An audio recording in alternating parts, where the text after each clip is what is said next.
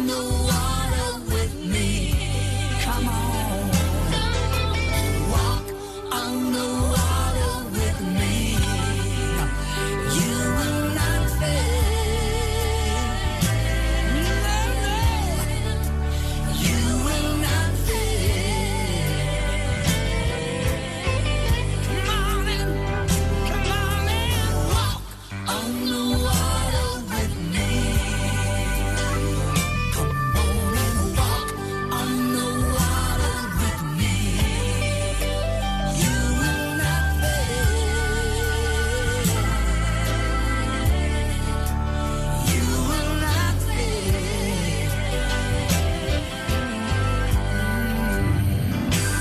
I'm higher when the hurricane roars. In the midnight madness, I'll be your peace. Don't you dare give up. You better not give in. Listen, any moment now. 2 Timothy chapter 1 and the verse 7. 2 Timothy chapter 1 and the verse 7. For God has not given us the spirit of fear, but of power and of love and of a sound mind. 2 Timothy chapter 1, the verse 7. A very good evening to you and a warm welcome to your favorite Christian talk show, A Walk with Jesus, right here on 99.7 megahertz Joy FM. My name is Atuakwa. Today is Sunday, the 7th of May, 2023, and I'm ably supported by way of production by Abraham Ofusofori and Michaela Nine. Last week, we started a discussion on the Christian and mental health, and it came to light that 25% of pastors are experiencing mental illness because they are burdened with challenges of running the church and problems of church members. They're overwhelmed with issues regarding ministry. Our resourceful guests explained that pastors are now compelled, as Christians, to over-spiritualize mental disorders. Well, as to whether it's lack of knowledge or some other means, we're going to delve deeper into the matter tonight. Mental health clinician and pastor Dr. Kwame Frimpong was our guest and is still our guest tonight. And he says it's imperative for pastors to take good care of themselves and their souls as well, because a person can be spiritually powerful and mentally weak if you do not take care of your soulish realm yourself. Much as most mental health cases are psychological, others could be demonic. He did not deny the truth of that. And as typical Ghanaians, we associate every mental health disorder, to spirituality as spiritual and coming from the devil. And we become ineffective this way in our thinking to help our people. Tonight, we want to understand how to break the silence of mental health in the church. We want to ascertain how pastors can employ clinical psychologists or professional counselors to partner with them in their work. In our part of the world, the pastor at a point becomes a doctor, becomes the lawyer, becomes the, everything. A psychologist becomes a counselor, becomes all in one. Is it a good practice as far as ministry is concerned? Well, our guest is going to be helping us with regards to that. Join our resourceful guest as he takes us through this period of education and a revelation right here on A Walk with Jesus. We invite your comments, your questions via WhatsApp. 055 997. That's the number. 055 997. We're live also on Facebook. So the Joy FM Facebook page, you can post your comments there, your questions there. I'll be reading them in due time. We pray the Lord gives us enough time to attempt to address all the cases. We're also on YouTube, live on YouTube and Twitter. Kindly do well to connect and share the link. Share so that friends and loved ones will get connected. It's a very important subject, for every human being, not just believers, but every human being, to understand what there is to understand about our mental health. Welcome. Once again, this is A Walk with Jesus, and my name is Atuakwa. I want to share a beautiful song with you, and when I come back, we'll be zooming off into discussion. Enjoy this.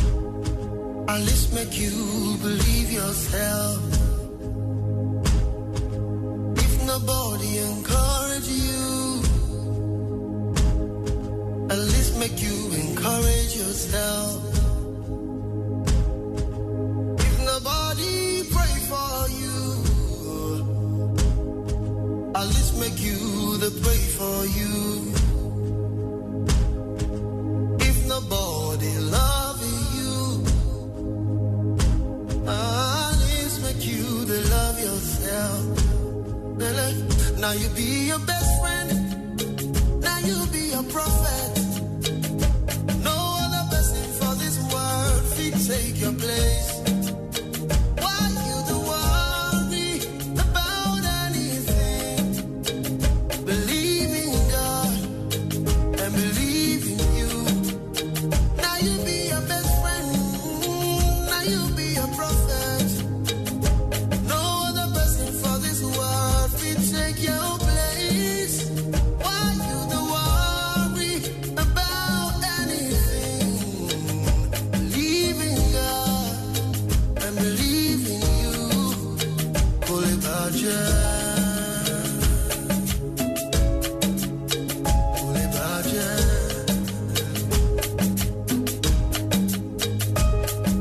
If everybody lies to you, at least you tell yourself the truth. And if nobody makes you smile, at least you put a smile on you. If everybody lies to you, at least you tell yourself the truth.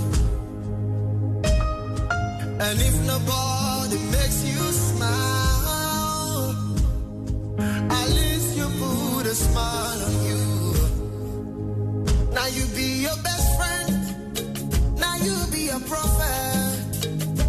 No other person for this world will take your place. Why you the worry about anything? Believe in God and believe in you. Now you be your best friend. Now you be a prophet. No other person for this world will take your place. Why you the worry about anything? Believe in God and believe in you. Pull it about you. Pull it about you. Believe in God, believe in you. That's the formula. That's the formula. Believe in God, believe in you. That's the formula. Ooh, that's 12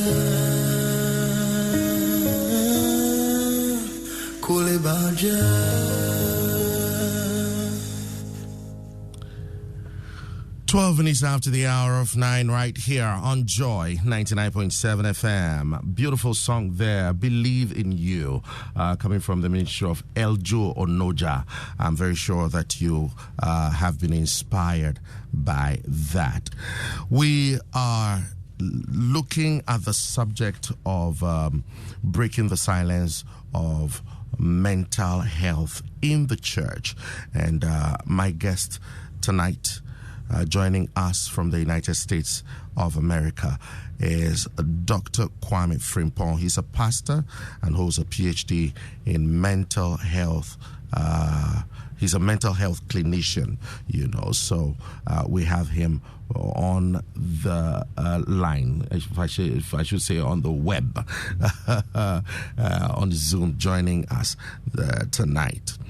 I want to first of all say a very good evening to you, Dr. Frimpong. How are you doing, sir? Good evening. Do you hear me okay? Yes, I hear you loud and clear, sir.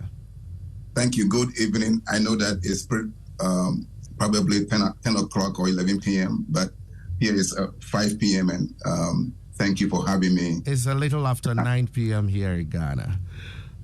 Okay. Right. That's good. Right. How are you doing, sir?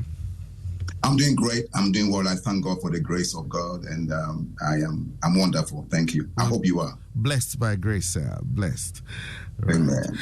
We would want to do a quick recap or learn from what we learned yesterday. Want to continue from where we left off. Did I say yesterday? Last week. Last week, yes. It's still in order. A day before God is like 1,000 years, and 1,000 years like a day. So, one day. Last week you explained what mental health yes. is to us. Many a time, especially in our part of the world, when we hear mental health, our mind quickly goes to the picture. We have a picture of someone who probably is talking to himself or herself, and is either totally naked or half naked, walking in the street, eating from rubbish dumps and all of that. Kindly explain to us quickly, for the sake of those who did not join last week, what mental health is, Doc. Okay, so mental health is having an emotional and a social well-being. So emotionally, you are good. You feel better with yourself, and then it impacts your social life. So we say that when a person has a good mental health, it means that he feels good mentally, socially, psychologically, and emotionally. When a person feels good about all these areas, it impacts how he or she relate to other person. So when a person having a good mental well-being is mentally, you are good. You feel good about yourself. Okay. Socially, you feel good. Emotionally, you feel good. You're not. You can maintain your thought. You have a good thought life. You are able to manage your thought life. Okay? And there's something called. No, I'll not go there. We just stay here. So you are good emotionally, mentally, and it impacts how you relate to other people. Okay. But mental illness is a condition that affects a person's thinking, feeling, mood, and behavior. Okay. So mental illness affects how you think. It affects your mood. You don't feel good. And it affects your behavior. And it affects your overall functioning. So, for example, when someone is experiencing depression, and there are different levels of depression. We have low, mild, and clinical depression. When a person is going through depression, sometimes they don't even want to leave their room. They don't want to even talk to anybody. They just want to keep to themselves. They can't focus. They can't concentrate. It's affecting their everyday life. Okay, so mental health, you have a good emotional well-being. Mental illness is a disorder that affects your mood, your thoughts, and how you relate with other person. Okay, that's very clear. We are made to understand that as humans we are triune in nature. Yes. And so we are spirit first of all, and we possess the soul. And then we live in the body. We understand the care of the body, being hygienic, taking good care of yourself, eating well, and all of that. We understand also the care of the spirit, feeding on God's word, and all of that. Can you help us go through what it takes to take care of the soul, very well? Average black Christian, since I'm a Ghanaian, I can say that average African Christian can spend about 8 hours to 10 hours a week thinking about the spirit.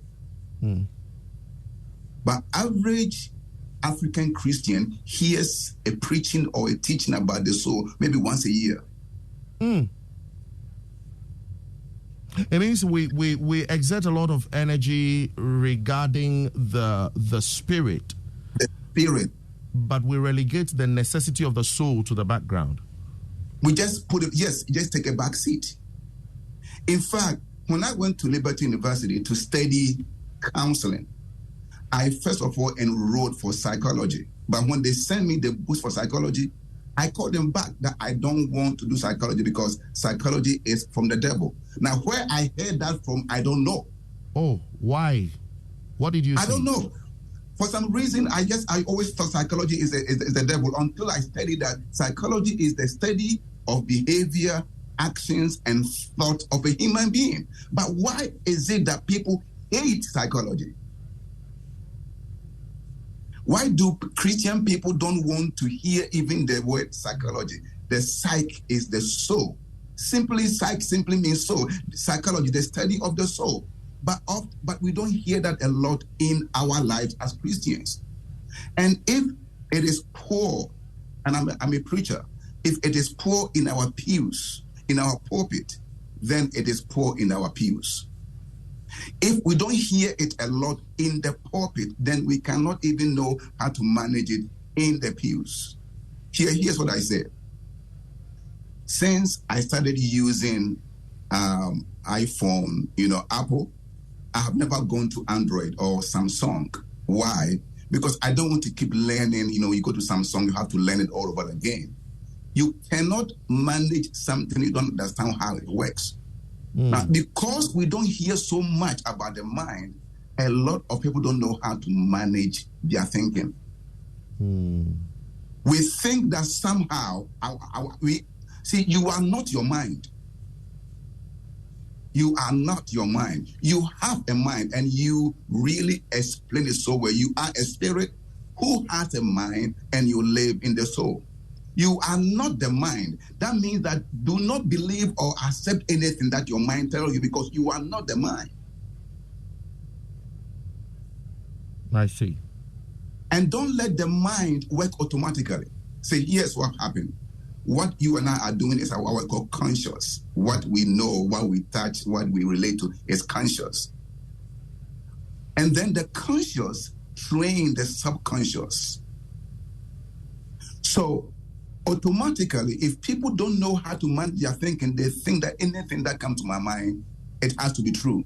So if my mind is saying anything to me, then automatically I believe it. You ask a question, what do we do to overcome mental health problems? There are so many things I'm going to talk about. Yeah, to take care of our soul, the department of our being that is the soul, because we're very much aware of taking care of the body, which is the house we live in. You know, with regards to hygiene and good dieting and all of that. I mean, with the spirit also, we as Christians we understand that. Look, praying and then feeding on the Word of God enhances the state of the spirit. But the care of that department, which is a soul, is a problem. What do we do? How do we take care of the soul? Good question. Number one, know how to think right. Think right. That's very important. Think right. That's very, very important. Anytime that a thought hits your mind, which is contrary to the Word of God, you have to speak against that. Do not believe anything and everything that shows up in your head. That's one. We can talk more about that, but that is one. Number two, you have to make sure that movement impact the power of your soul. Movement. What does that mean? That means that exercising, you need to exercise. Do you know that if you walk every day for like 45 minutes, you can add 10 years to your life? Just walking. Affects the mind where the soul is? Walking impacts the mind. I see. Because the brain and the mind work hand in hand. Oh, okay. Now, nobody knows the location of the mind. Psychologists can't find where the mind is. Some people think that the mind is where the body and the soul meet. We don't know. The mind is not the brain. I consider the brain to be the hardware. The mind is the software. Okay. The mind is the spirit of the brain. That is my definition. See, whatever impact your brain, impact your mind. Whatever impact your mind, impact your brain. Exercising impact your brain. Therefore, it makes you think better. Okay. There's a reason why God put Adam and Eve in the Garden of Eden, because they had to walk. What you eat impact your thinking. Because food follows mood. Maybe you can write it down. Food follows mood. There's some food that you eat immediately, it impact the way you think. What you eat, drinking enough water is very critical for your health. There are some, like sugar will kill you instantly. You know that, right? In fact, if you are a man, sugar will impact your manhood. People don't know. Eating too much white bread, eating all those things that people eat, junk food, will impact how you think over time. It will really mess your thinking up. So drinking enough water, exercising, taking vitamins, taking rest is critical for your soul. In fact, rest is spiritual. So many pastors don't know how to rest. And when it comes to rest, both physical and mental rest. In other words, you should be able to disconnect yourself mentally from ministry if you're a pastor. Please, can you clarify what you mean by physical and mental rest? What's the difference? It is very possible for a pastor to travel to Japan for vacation. But in his mind or her mind, he is still thinking about how many people came to church, who is paying their tithe, how's the church doing? The church doing well. Pastors travel, but still their mind is still engaged in every day. You think about who didn't come to church, who came to church, who's not paying their tithe, who's paying their tithe, who love you, who don't love you, and over and over and over and over and over. Stress accounts for 95% of all sicknesses on the planet.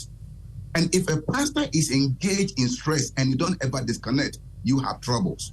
So you need to be able to find out how to disconnect mentally. How do you do that?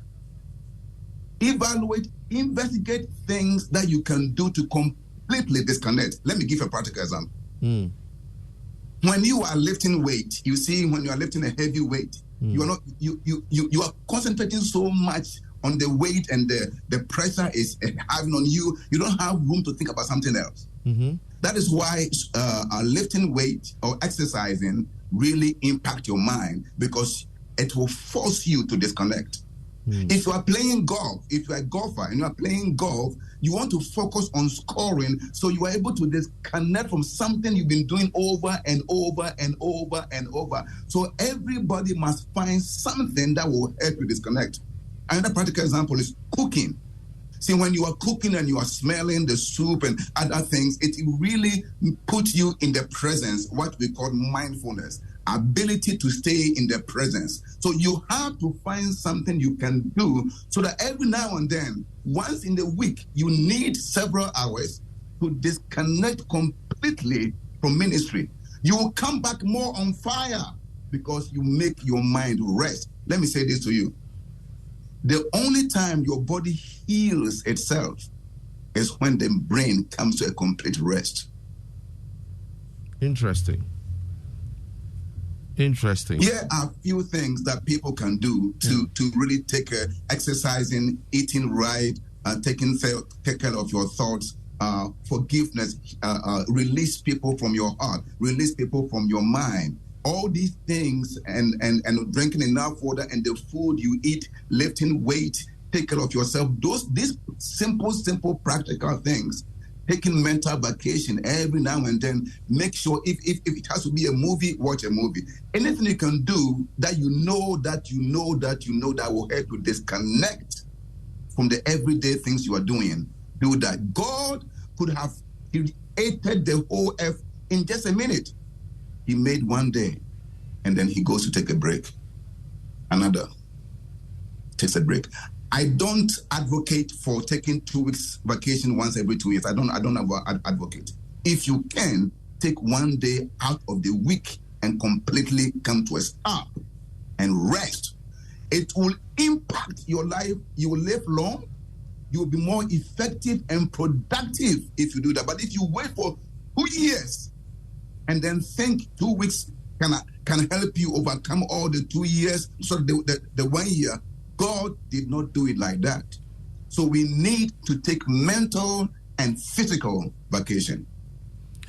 That's interesting. For all that you have said, I deduce that all these aspects of our being are interconnected.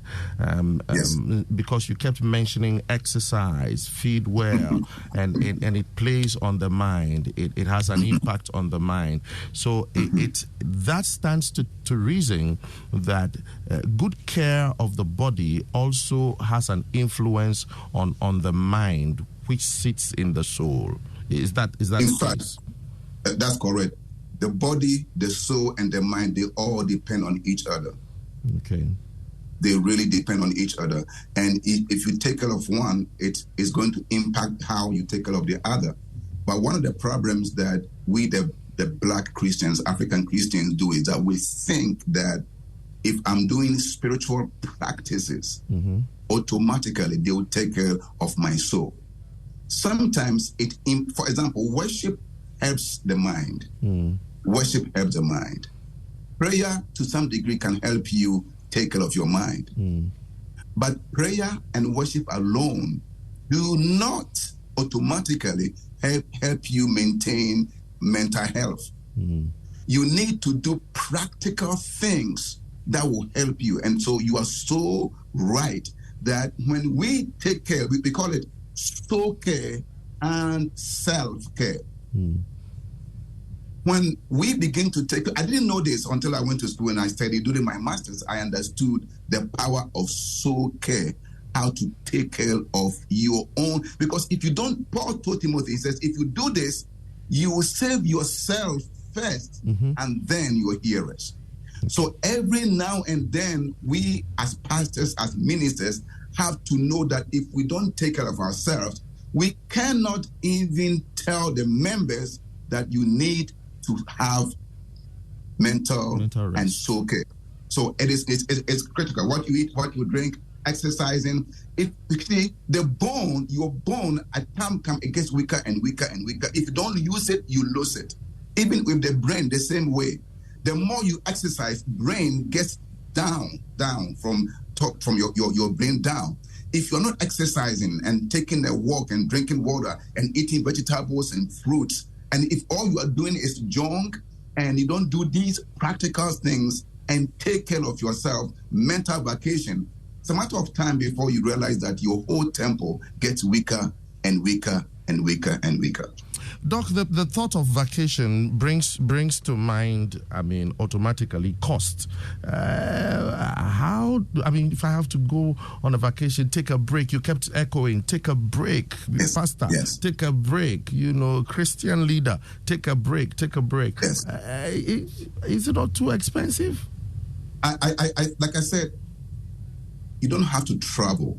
Okay. You can engage table tennis. Table tennis, studies show that table tennis and taking a walk are two most powerful exercises that impact your mind. Table tennis, yeah. Yeah, just boom, just like that. I see. Just like that. So you don't need to travel somewhere. If you can play, go to the soccer and walk every morning. Take a walk every morning, at least 30 minutes. Walk around a place, find a place and just walk around. Because stress is a silent killer. Mm. And Pastor Ato, you don't know how much stress you have on until it manifests itself. These practical things that you are doing, it distresses the system. It uploads your mind. It makes the mind take a break automatically. So you don't need to travel somewhere if you cannot afford it. You can do practical things even in your home. You can go up and down around your house. You can take a walk around your house. Anything you can do to make a movement. Movement is good for the mind. Okay. Anything you can do to make a move. God told Abraham.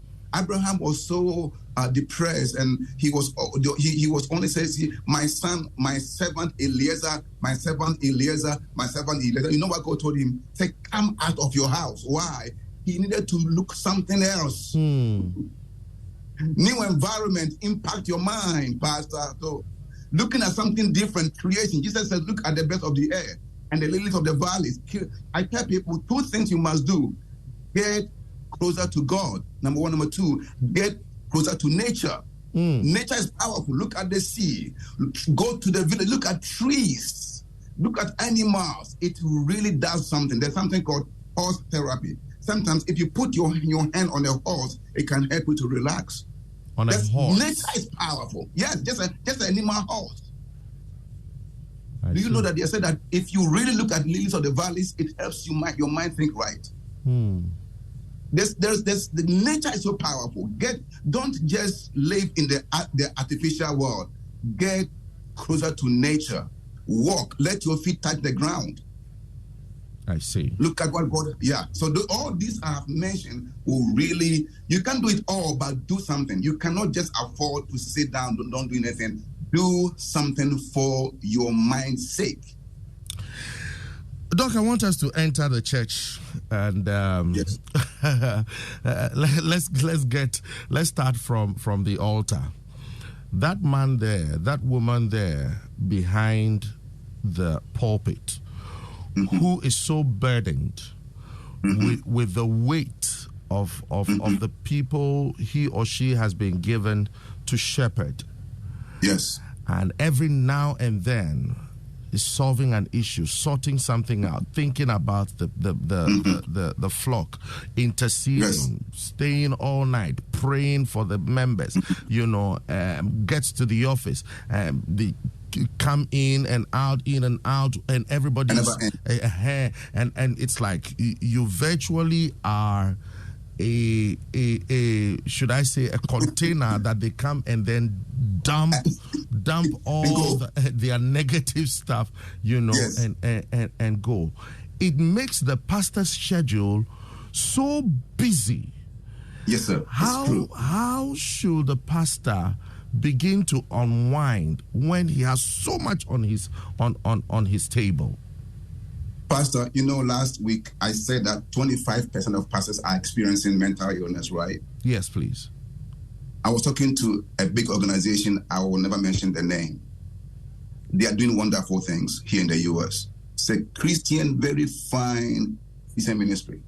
And I was talking to one of the leaders, and I said these statistics. And she said, Pastor Kwame, do you know that last year, a couple of months ago, we lost one of our pastors to suicide death. The pastor killed himself? Yes. Why? According to statistics, pastor's job is one of the most difficult jobs on the planet, because they always live in a stress. Somebody just left the church. Unexpected, unreasonable expectation. Preparing a sermon to preach every day that people will be, just making sure that the sermon is always powerful. People not honoring God with their tithing. People not being grateful to the pastor. You are virtually always living outside yourself. Always. And the stress is always high for pastors. It's always high for them. Because every day, people's marriages, people's parenting, children's ministry, and parents' issue, and divorce, and single parenting, and anything that bothers anybody, you they throw it come on to the the pastor. Yes.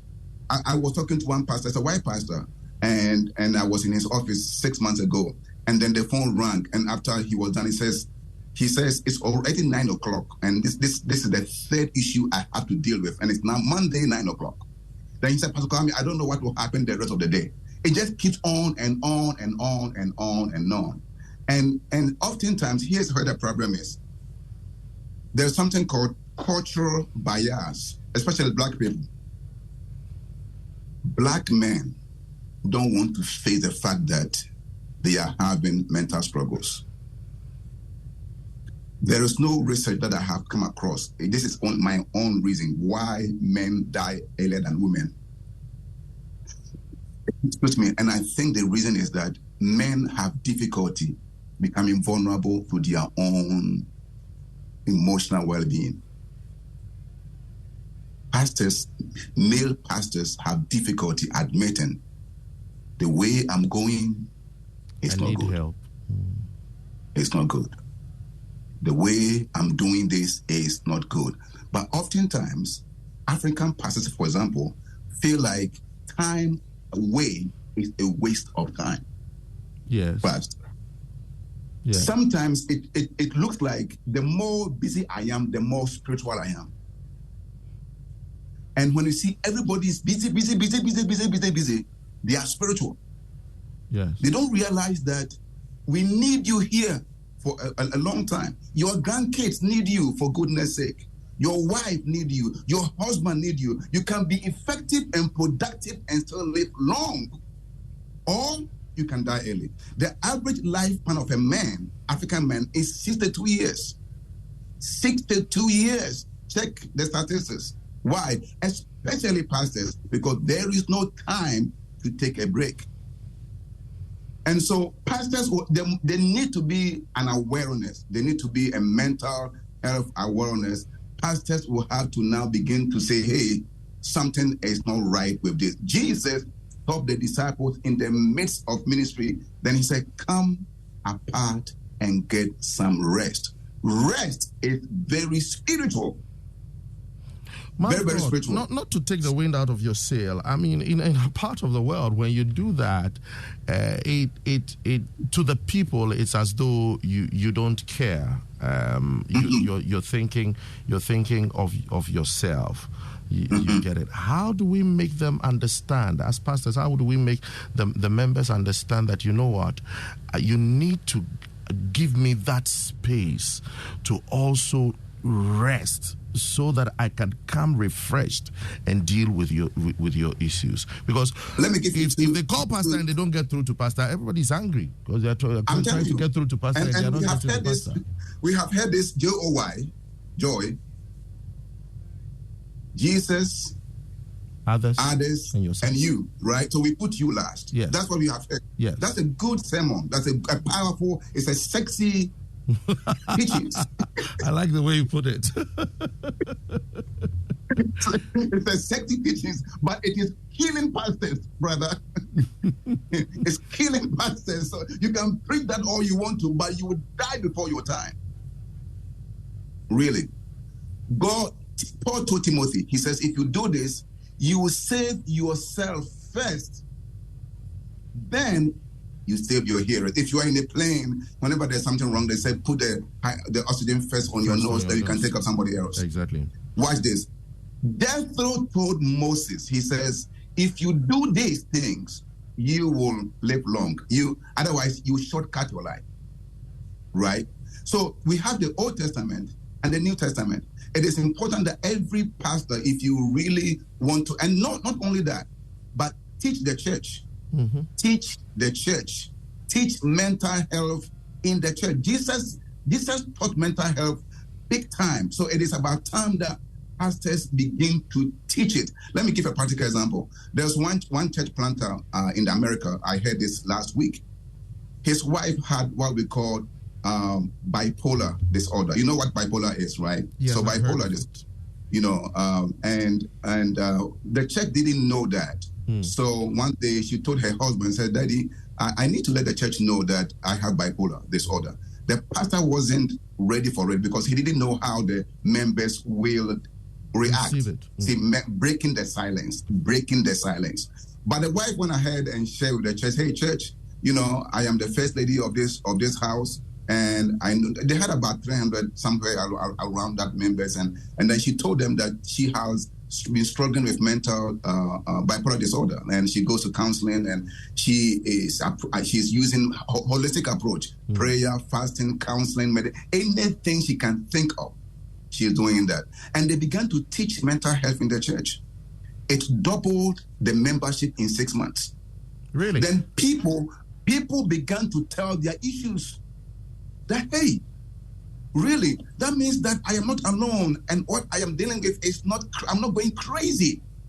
And the pastor and his wife said they had never seen such a move in their church where people have now the freedom to share, and they are teaching practical tips people can do to taking care of their mind. That's so interesting. Awareness is a key. The pastor, 75% of pastors say that they teach mental health once a year. 75% of pastors say they only teach the topic once a year in their church. Once a year. According to Lifeway, they teach once a year. 75%. You can just imagine why the church, we are not aware. And I don't blame pastors because, when church members, especially African Christians, believe that the pastor is a superman, the pastor must not get sick. Pastor must not have mental health struggles. Pastor must not say, I'm tired. Why would Jesus sleep in the boat? So much so that the storm rose, he didn't hear it. He was tired. Man of God. We need to let people know that it is okay to be tired. We need to break mental health silence in our churches.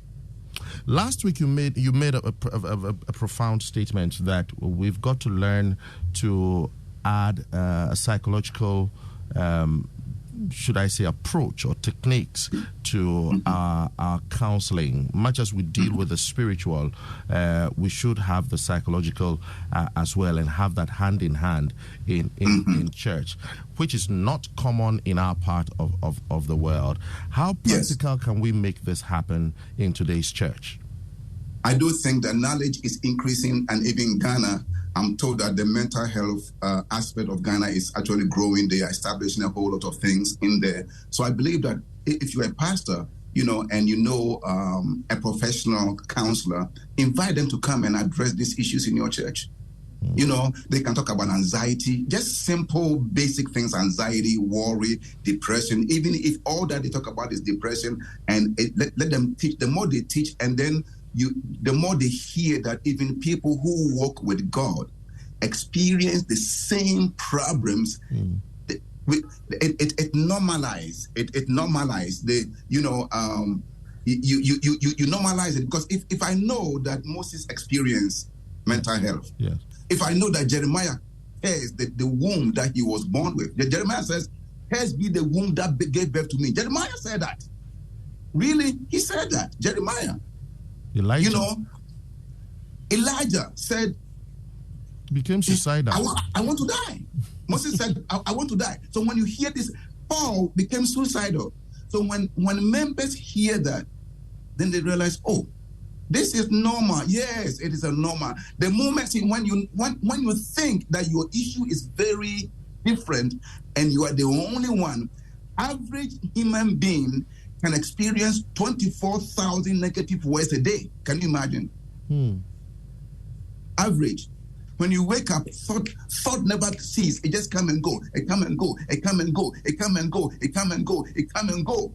So when you know that it is normal, that alone can let you have some hope that if Moses went through that, if Elijah went through that, if Paul went through that, even Jesus says, sorrow has filled my heart unto death. I can also overcome, can go through this. So we need to bring this teaching back to the church and begin to teach it and begin to say it is okay, but there's practical solutions that you can do. The difference between Jesus experiencing mental health issues in the Garden of Eden and Adam and Eve is that whenever a person is dealing with depression, one big sign that you can know is that they withdraw themselves from people, Pastor Atu. Not because they are taking vacation, but it is the symptoms of the disorder, depression. But when Jesus was experiencing a lot of sorrow, you know what he told the disciples? He says, stay with me. Stay with me. Isn't it beautiful? Because we are made or designed for connection. You need brain to brain in touch. You need to connect with brain to brain. It is so important that people understand the power of fellowship. Because see, right now, one of the biggest problems we are having is that high tech is causing more depression in the life of people. How? People are spending more time with technology and less time with human beings. So we say in psychology, balance high tech with high touch. That means that the time you spend on social media, in fact, social media is causing a lot of depression because people are looking at people's life for so many times. Oh, he has a nice car. Maybe it's not a nice car. Oh, they are traveling. Oh, this person went to Jamaica. They haven't gone anywhere. Sometimes it's all psychology, technology, and people are getting depressed. Now, it's good. That is why you and I are able to meet. But you need to balance that with a human touch. Balance high tech with human touch. You need to spend time. When so many pastors don't spend time with their wives. Because the trick is, I am wasting time. But when pastors begin to take care of themselves, soul care and self-care, it will impact the way they relate to their family. When you understand that time to disconnect from ministry is a refire. When you disconnect, you refire. Do you know that lion can sleep for about 18 hours a day? You know that, right? A lion. A lion. Yes. And when they wake up, the energy and the power that they got, I don't care who you are, they come after you. Because the body they are able to know when the body must take a break. So pastors' job is a lot. And pastors don't have any confidence that they can share their struggles with. A lot of pastors don't know anybody that they can trust and say, you know what, I think my mind is not acting right. I think I need to talk to somebody. And even teenagers, the number one reason why a lot of teenagers are going through depression and taking their life, they cannot talk to anybody. Let me share with you why people cannot break the silence of depression. Number one is stigma. Stigma is when someone sees you in a negative way. Yeah. That if somebody hear that the youth pastor or the assistant pastor or the youth leader is having depression, maybe people will think he or she is going crazy. That stigma in the local church prevent youth from talking about their mental issues. And sometimes it even happens in the family. Sometimes some teenagers, maybe 12, 14, 15, 16, will come home and say, Daddy, I'm having depression. Don't say that. Don't come and say that. They just shut down. They will never come to you and ever mention that again. But do you know that sometimes when a child is bullied in school, it can impact their mind? Sometimes when a straight A student get a B or a C in one subject, they can lose it. They can experience mental breakdown because they think they are failing. And instead of providing a safe place to discuss, so stigma. Number two, some Christian people feel like if you're having mental health disorder, it's a sign of weakness. Or you are not a good Christian. Because if you were a good Christian, you would never have to experience. You are not matured. You're not matured. You don't have enough faith. If you have faith, you don't have to experience that. Lord help us. And then the last one is even more dangerous. We call it cultural bias. Let me explain what it means. Cultural bias is a tendency to interpret a word or an action according to culturally meaning we assign to it. So if our culture say that mental health struggles in any shape or form is madness, I don't want to tell anybody that I'm mad, that I'm having anxieties. Pastor. The Lord help us. Interestingly, we've got just a few minutes to wrap up, but I want us to discuss briefly the pressure that the crave or the desire, let me use that for want of a better expression, for success, can how that can play on the soul of a Christian, or especially the pastor. Today we're talking more about the pastor. Success in ministry, how does that create depression? Because people didn't really come to church. You are doing all the follow-up, you are doing everything, the place is never full, always half full, it's how does that affect us, mentally? We call it the chasing of the soul. The soul is running to nowhere. No, but you must succeed in ministry. You must succeed in ministry. But when your planning crosses over to stress and continuous stress, you will die before you get there. There must be a good balance between hard work and the grace of God. Pastor, I work hard.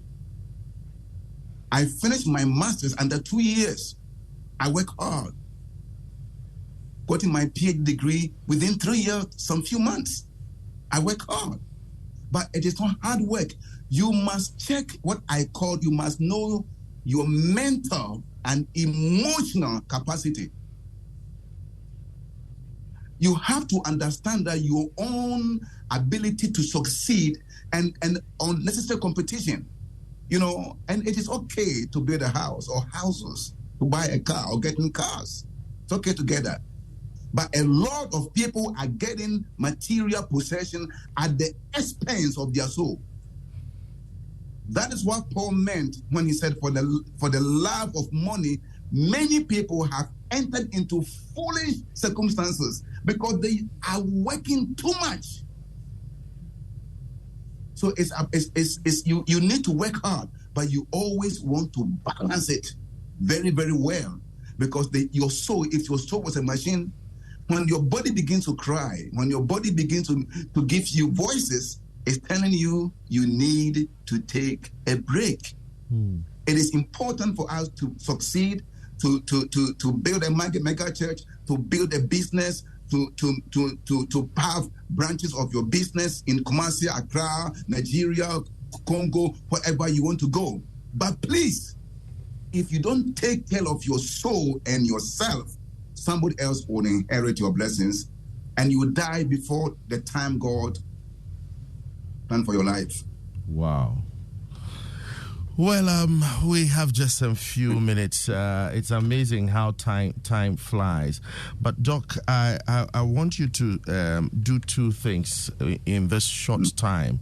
I'd want you to speak to a pastor under the sound of our voice, who is listening to us, and then also to those who sit on the pews, listening to the pastor about managing our mental well-being. Pastor, so many times the Bible says, be still and know that I am the Lord. Be still. He will lead us in a quiet rivers, quiet waters. Being still, being quiet, meditation. Just have some time for yourself. It's not selfishness. It is called self-care. Self-care is not selfishness. If you don't know how to take care of yourself, you cannot take care of your wife or your children, because you yourself don't even know how to take care of yourself. Learn to practice self-care, Pastor. Businessman, businesswoman, learn to take time off. It will really give you more creativity. When you are able to rest, your mind is able to think right. Let me say that again. If you are able to rest, your mind is able to think right. In fact, if you're able to rest, you'll be able to process issues faster. The speed of processing issues will be faster when you are able to rest. If not, issues can even overshadow you so much because the mind is already at risk. I pray for you today that you will be able to practice self-care. Take care of yourself and know that you'll be able to do more when you are able to take care of yourself. I'll see you next time. Thank you very much. Our guest tonight has been Dr. Kwame Frimpong. He's a pastor and a mental health clinician from the United States of America. This is where we wrap up on today's edition of A Walk with Jesus. Breaking the silence on mental health in the church. Let's begin to address this issue and not over spiritualize everything. The Lord help us.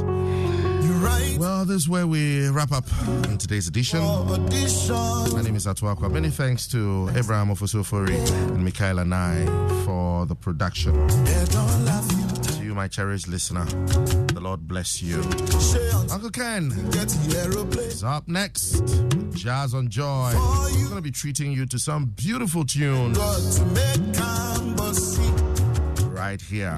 Keep your dial locked on 99.7 FM. Please take good care of yourself. Take one day at a time. Rest. It's well. I'm out. Show my brother hustle. Show my sister walk. Peace, you know they cook forever. Your own things go down. If you see person, come on, rejoice with them. If they ask you what's your no, take no offense. See this life that's all by time, know your time they come because no be only you kill Jesus. We plenty for yeah.